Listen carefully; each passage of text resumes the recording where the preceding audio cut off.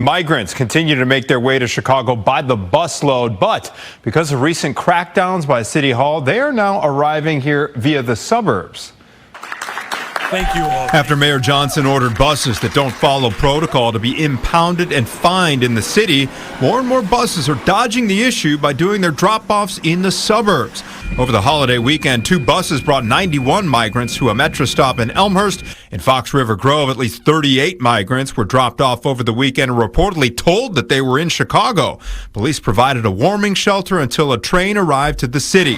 For months, the standard drop-off point has been a designated landing zone on the near west side, but with fines and penalties now in place, the dynamic has shifted, with charter buses taking the tack of dropping migrants in the suburbs near public transportation. Currently, about 300 migrants are waiting to be placed in shelters in Chicago, but that is a quickly changing number, with local officials largely in the dark about where or when buses will be popping up in the suburbs. The Kane County Republican Party released a statement demanding that more municipalities pass restrictive ordinances that would make it harder for buses to make unannounced drop-offs, saying in part, this exploitation must end now. Our neighborhoods are turning into battlegrounds because of these policies. 𝗙𝗛𝗟𝗟𝗢𝗪, Aurora, all under attack without warning. And we did look into earlier social media reports that migrants were also dropped off in Glen Ellen. Police there could not confirm that. Well, it was back to business as usual today with Mayor Adams holding his weekly media briefings. He gave some updates on the migrant crisis, including how many of them have received work authorizations. Fox 5's Morgan McKay joins us now in studio with what Adams talked about. Morgan. Yes, Natasha, it was Mayor Eric Adams' last off-topic briefing of the year. And to wrap up 2023, he focused heavily on the impact the migrant crisis is having on the city's budget and his poll numbers. I've never seen New Yorkers as angry as they are now about a particular topic that they have all rallied behind. Mayor Eric Adams' approval ratings this year have been dismal, and in a recent 𝗙𝗚𝗟𝗏 poll, he saw approval numbers lower than any mayor in history.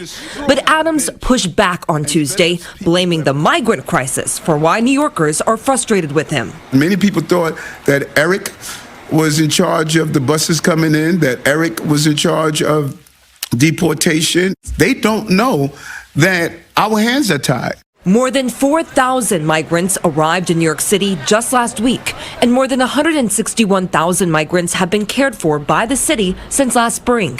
However, the city has made improvements in helping migrants file asylum and work authorization papers, and say that to date, more than 2,200 migrants have received back their work authorization cards. Josh Goldfein from the Legal Aid Society says now all that is needed is more effort from the state to connect those migrants to jobs. The governor has set up a portal for people that lists jobs that are available, but it seems like the state should be doing more to connect people to those jobs, to help them get to the communities where those jobs are. And now, in less than 2 weeks, migrant families with children living at the Floyd Bennett Field and other shelters will be receiving 60-day notices, which means they will have to find either a new place to live or reapply for a shelter bed.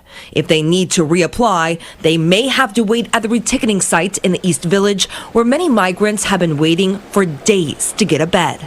Goldfein says that this shuffle will be particularly hard on kids, since this could disrupt their education. But anybody who has children, is not just going to be able to move them on a moment's notice. And also, many of these kids are enrolled in school, so there's a lot of uncertainty both for the children and their families, but also for the schools. Now, also, as part of the city's efforts to cut down on migrant costs, the Adams administration says it has moved almost all single adult migrants out of hotels and into shelters, saving hotel rooms for only families with children.